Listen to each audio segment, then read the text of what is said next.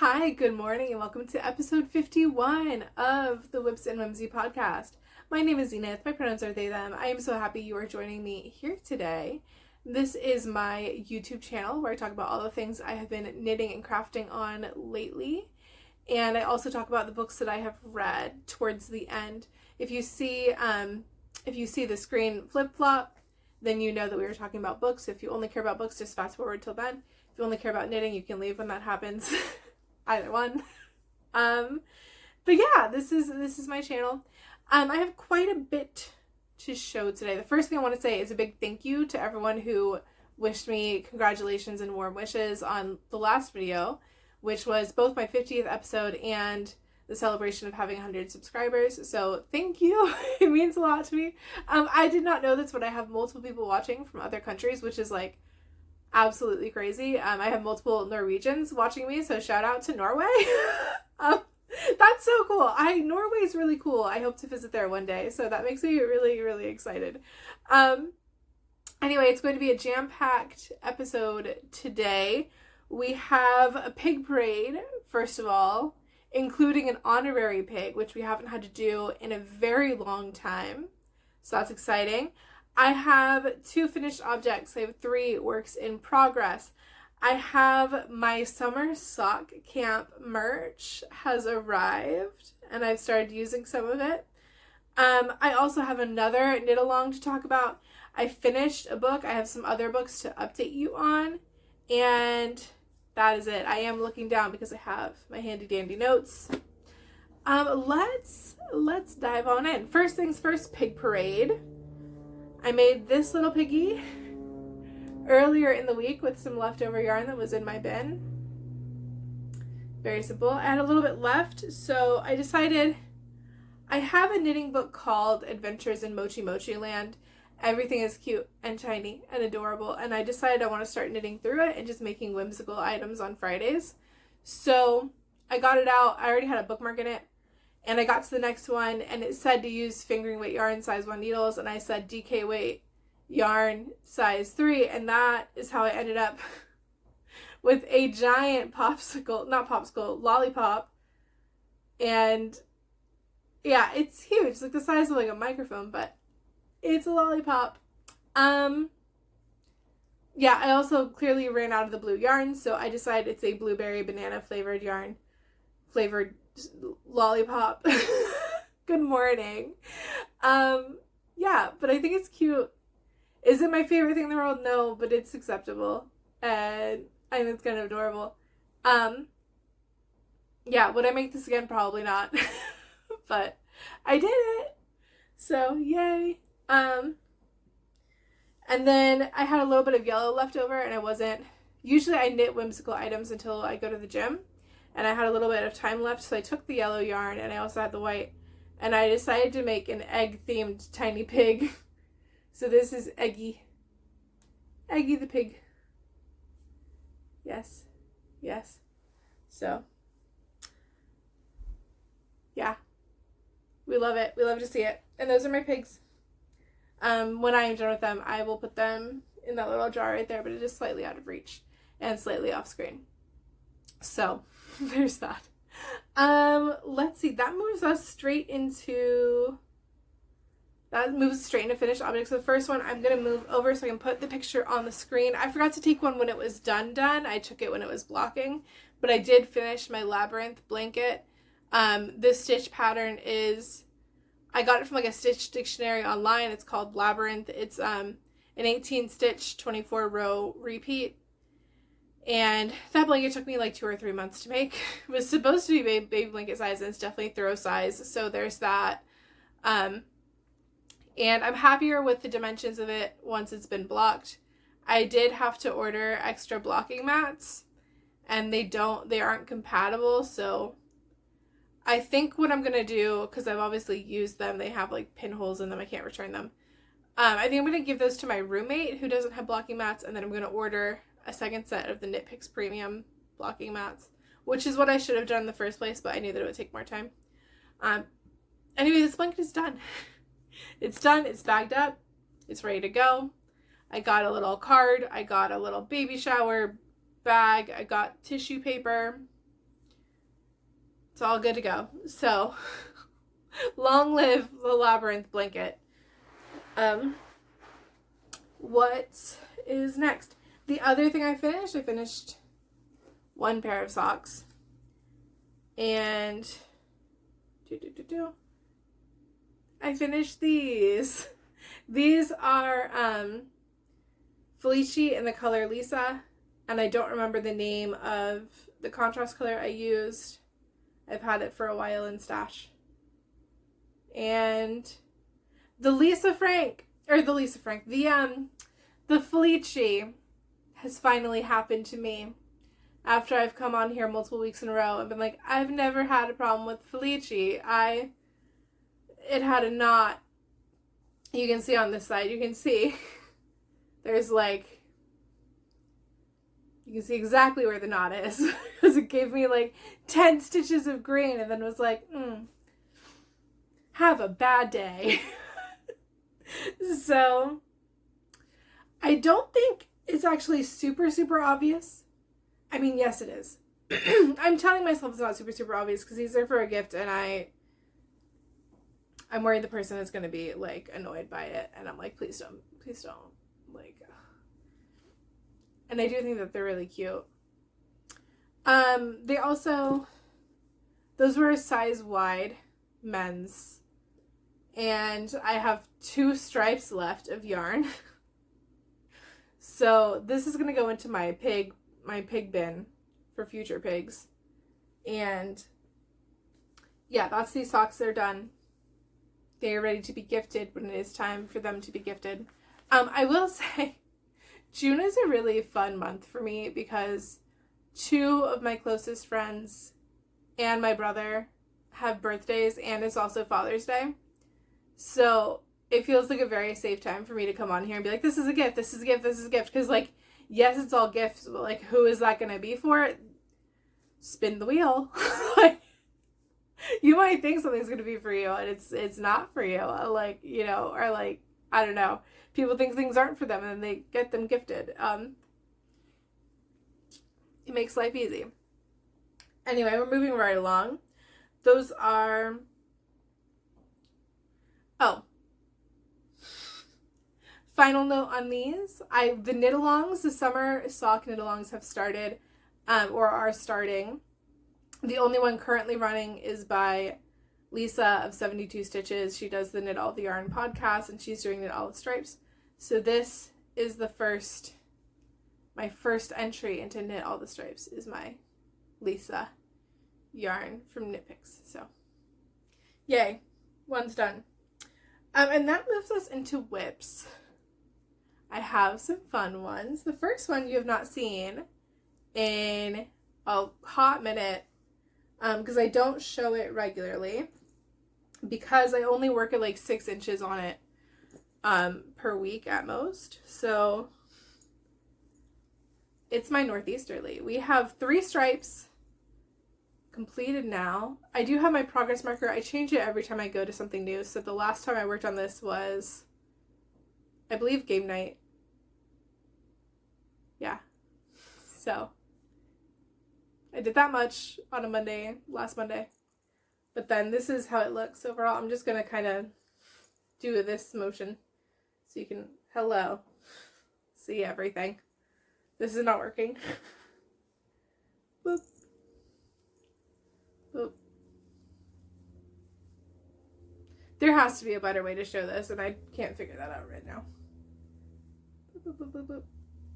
So yeah, this is the Northeasterly pattern. I did make quite a few modifications to it. Basically, it's only a Northeasterly in spirit because I changed how I did the increases. I'm purling instead of knitting, so I've also had to reverse how I do the decreases. I've changed the edging on the sides. I've changed how they get put together. And what haven't I changed? Oh, I'm using DK weight yarn. I'm using fingering weight held double to make the DK. But I'm still following the guidelines for the fingering length to have slightly wider strips than what you're supposed to have. There's also that. So it is a Northeasterly, but yeah.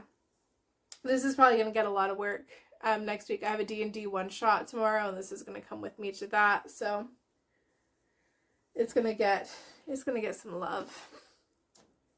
Also, I keep this in this bag. It's starting to outgrow this bag, so I think this bag's days are numbered. It'll probably go into one of my larger tote bags. Actually, what I might do is switch it out, where my Halloween trick-or-treat bag that I use for my donation blankets, I might switch that to being my northeasterly and then give my little book bag to my donation blankets. We'll see. Speaking of donation blankets, last week I told you that my labyrinth blanket was done and that I was going back to my corner to corner blankets that I've missed so dearly, and that I was going to use the color Clarity, and I showed a completed ball of yarn and was like, I'm going to cast this on later today. And I've been working on it for about an hour a day. We are this far. You can now understand why I was so mad at that labyrinth blanket. Because, like, what do you mean? That was just taking forever. Yeah, for some reason it's curling. I don't know why. It'll get fixed in blocking. I love it. I love it. I think it's such a good little color. It's like, kind of like if sky blue was fully unsaturated. Yeah, I think. I don't know, just like a very, very pale sky blue. Yeah, I really like it. This is very basic. I just cast on some stitches, put I-cord on either side, and then I just increase at the start of every row, and it's garter stitch, and it's easy, and I don't have to think any thoughts. And I have stopped listening to the Gone Medieval podcast for the moment. So what I'm doing now is, like, when I sit down to knit, just like the first 45 minutes or hour, I just work on this instead, and then I switch to my regular knitting for the day. So that's my second WIP, and then the third one's in a new bag. This is my summer sock camp bag. Look at it. Look at that cute little thing, little logo. Oh, it's adorable. So in this bag, I have a new knitting project. It is a yarn I have wanted to knit ever since I got it, and I've had it in my basket, like, waiting to be knit, and it just keeps not getting picked, so I finally was like, I'm going to choose this now. So, this is a Chemnitz yarn. Let me see if I can find the tag in here.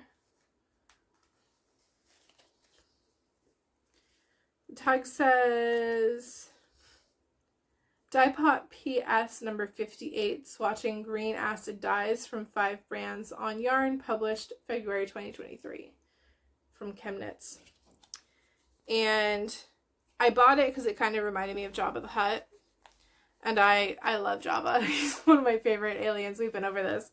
And it is slightly less Jabba specific than I expected. However, it is still very much giving, like, Star Wars greens.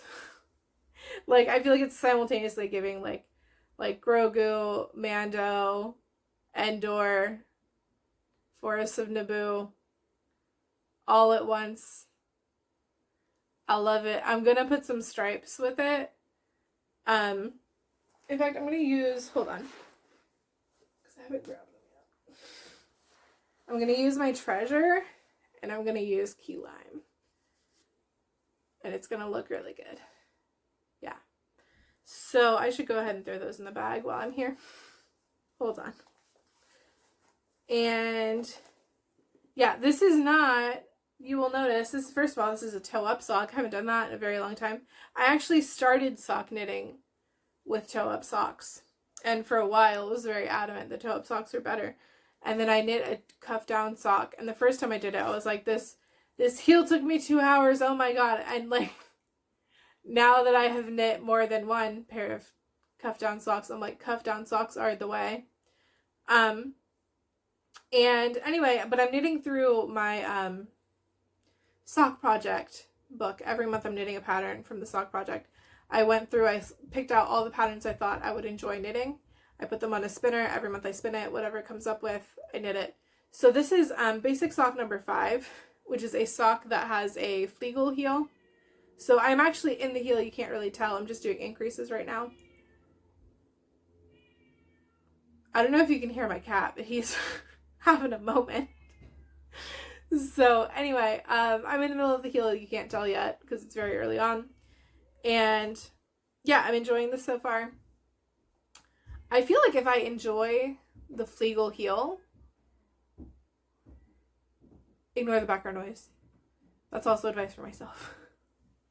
If I enjoy the Flegel heel enough, I may start using this just to like use not like 100 grams in a pair of socks, because that would be insane. But taking some of my scrap yarns and just using them all the way up and knitting really tall socks. I do enjoy really tall socks. I just, for whatever reason, never make them.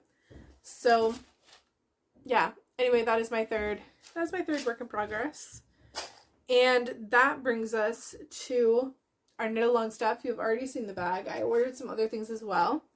So I ordered this magnet, which is super adorable. I know it's backwards on the screen. I don't want to flip my screen yet. I think it's so cute. I love it. This is already on my fridge. I had to take it off to come back down here and show it to you. And then I also got not one but two stickers.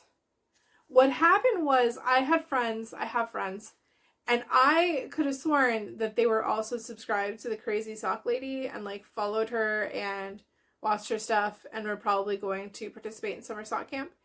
And then I found out right after I placed the order that apparently I don't.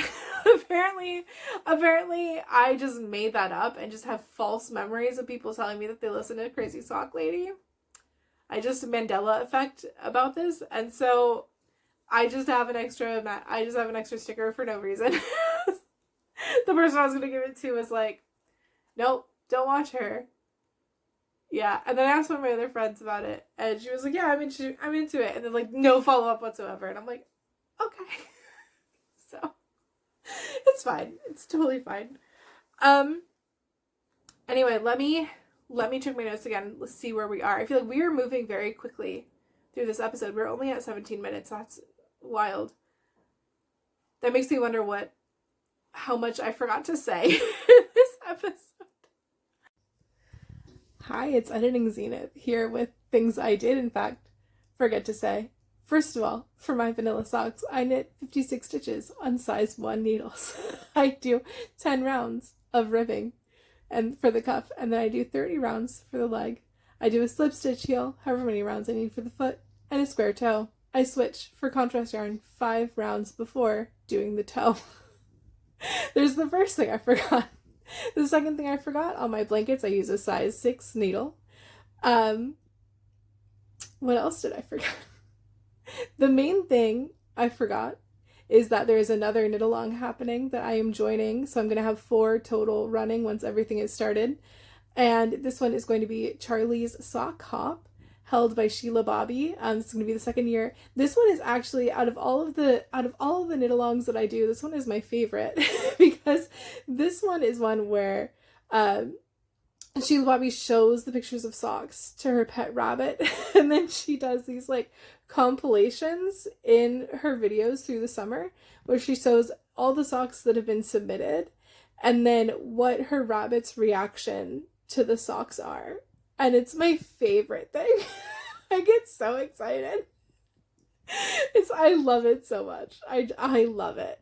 So yeah, I think that is everything I forgot to say this episode. But boy howdy, has editing been rough, because I'm just watching it like, you dum-dum. You forgot everything. So yeah, there might even be more stuff that I forgot. I didn't write notes as I was editing. That would have made sense, but yeah. Anyway, back to the episode. My bad. Anyway, let me check my notes real quick, see where we are. And yes, we are moving on to reading, so let's go ahead and flip that screen. And I finished a book this week. I finished the book for the new book club that I am joining. It's not a new book club, it's new to me. I'm joining it. So we were reading The Stolen Life of Colette Marceau by Kristen Harmel. This is a book I would not independently choose to read, but it's definitely a book club book. It's because it's World War II, like historical fiction. Or it's a split between World War II and present day, and that's just not my vibe. I don't need that. I'm already stressed out in life. I don't need to like be reminded of the evil of humanity. So anyway, I read it. It was good. It was, parts of it were incredibly predictable. Like, I knew it was going to happen, 100 pages before it happened in multiple cases. It was surprisingly lighthearted. There's definitely some, like, really dark moments, but overall, it's all about, like, finding love and the ties that hold people together and reuniting after, 70 years. And so that was interesting. It was good. I feel like, I don't know, I would give it like 4 stars. Like, it was just kind of there. But again, this book is not for me. I feel like if you were somebody that, like, fits the target demographic for who's reading these books, you'll probably enjoy it a lot more than I do. Because I was just kind of like, oh, this is what we're reading. So yeah. For my next book, I'm going to go back. I never finished the 3rd book in the Han Solo trilogy, so I'm going to read that next. In fact, I have multiple books. And multiple books I started in May and haven't finished. And May is starting to wind down, so what I really would love to do is to kind of, like, go in a reverse order of the books that I started and didn't finish and just close them all out. And I think that would be a very satisfying way to end May. So I don't know that I'm going to start a new book right now. I think I'm going to finish Han Solo. I'm going to finish Feast of Sorrows. I have another book that's on, like, masculinity in medieval Europe. I would like to also finish that one and then have a, like, very clean slate rolling into June. Don't know what I'm going to read yet in June. I have a million thousand options, but I want to go ahead and just kind of clear those things off. I think I have enough time to do all of that. I have some things eating up my time. We'll talk about that in about 2 seconds. But I also want to talk about the audiobook. The audiobook I've been listening to. I choose chaos when it comes to audiobooks because I have been listening to an audiobook series called Malazan Book of the Fallen by Steven Erikson for almost 5 years. It'll be 5 years in June, actually, that I will have been listening to this series. Each of the books is about the size of, like, a Brandon Sanderson, like, Stormlight Archive book for context. So they're about 1,000 pages each. There's 11 of them. They are incredibly dense and full of lore. Some of the characters don't even show up one book to the next. It follows, like, it covers millennia of time. There's a lot happening and it just kind of drops it on you. And I decided to listen to them on audiobook. And so I'm currently in book 4, The House of Chains. I just downloaded it a couple weeks ago. Yes. I've just been forgetting to talk about it on the channel. This one is actually on the shorter side. It's only 35 hours. The one, I think book 3 was like 43 hours. Do I remember exactly what happened in book 3? No. No, I don't. So far, it doesn't affect what's in book 4. I'm like 2 or 3 hours in. I listen to it, like, again, I choose chaos. I listen to it when I go on walks around the neighborhood without headphones. Just, if people are walking the same direction as me, I will turn down a side street so that they're not stuck listening to my book.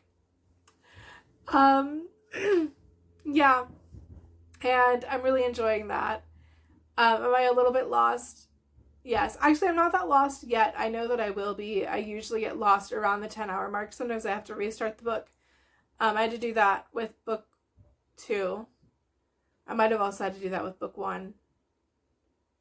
I know that I've had to do it twice. Maybe I had to do it with 2 and 3. I don't know. Anyway, that is how I listen to my audiobook. I listen to it in my neighborhood. So the more walking that I do, the more I get my book read. And that's kind of nice. So anyway, that is all of my reading. As far as other things, I said I am busy, but it is like a fake busy. Here's what happened. I've been going to the movies. This is exciting. I like being a movie person. This is fun. I bought my ticket to see Mandalorian and Grogu. I had not finished watching Mandalorian and Grogu. So I literally watched all of season 2 and all of Book of Boba Fett this week. And I still need to watch all of the 3rd season of The Mandalorian by Tuesday afternoon. And I have a one-shot D&D campaign tomorrow, which means it's going to last 6 hours, probably 6 or 7 hours. I also still have to finish making my character sheet and my cheat sheets. No, I finished my character sheet, but I need to make my cheat sheets for my D&D campaign. And I also signed up to develop some recipes for a fantasy world. I would like to do that, but I have to watch that season of Mandalorian. So I'm a little bit on the hook to do that. I did watch a recap of all the lore that you need to know before you go into the movie. So I will be okay if I haven't seen the third season, because I know relatively what happens. Spoilers don't bother me, clearly. In fact, I like spoilers. So I'm going to do that. But yeah, at some point in the next 72 hours, I need to watch a whole season of Mandalorian. I can't wait for Wednesday when it's just, life is just chill again and I can just do what I want with my day and get as many things as I want done without having to be oh my god, I have to watch this. It's fine. Speaking of watching things, one of my favorite shows, Expedition Unknown. Who saw that coming? Expedition Unknown is this guy who cosplays as Indiana Jones, and he's just going out and exploring archaeological sites and finding adventures, but it's a documentary. I love it. There's a new season out and I'm so excited to watch it because I binged all the seasons available from Hulu in the span of a month and a half. So very excited for the next one. And what's up? It's Editing Zenith once again with more things I forgot. I should refilm this episode. Am I going to? No. We're committing to the bet. This week I also watched The Devil Wears Prada 2. It was so good. It was so good. It was such a labor of love. You can tell that everyone who was in it was so committed to the bit. There were so many cameos. It was, on the one hand, it stressed me out because it's about the recession without saying the word recession, which is stressful as crap, especially with a comfort movie like The Devil Wears Prada. And it doesn't do a good job at all of addressing the wealth disparities between normal people and people in the world of high fashion. But it was also really good. So yeah, I forgot to mention that, but I literally wrote it in my notes, The Devil Wears Prada 2, and then just did not mention it, just like the Sheila Bobby. I had it in my notes. I looked at my notes multiple times, didn't do it. In other things I forgot also for the Northeasterly, I hold 2 yarns double. I hold my self-striping scraps double with Knit Picks Palette Pennyroyal. I forgot to say that in the other editing clip, so we're doing great today. I just have the memory of a goldfish. Anyway, let's get back to the original video. We're almost there. Yeah, I think that's all I have. We covered movies, we've covered everything I'm watching, we've covered TV. Yeah, I'm gonna go ahead and let you go. I guess this is gonna be a shorter episode. Oh, final thing. Last episode I mentioned that I have a new spinning wheel. Of course I haven't set it up. I was watching Mandalorian. It is what it is. So no, I've not done anything with that. I will at some point. I don't know when. It's not urgent for me. Part of it also is that I don't know which yarn I want to spin on my e-spinner first. So I have to decide that before I lock in. So yeah. Anyway, I'm going to talk to you next time. I hope you have a wonderful, fantastic, whimsical day. And I will see you next time. Bye.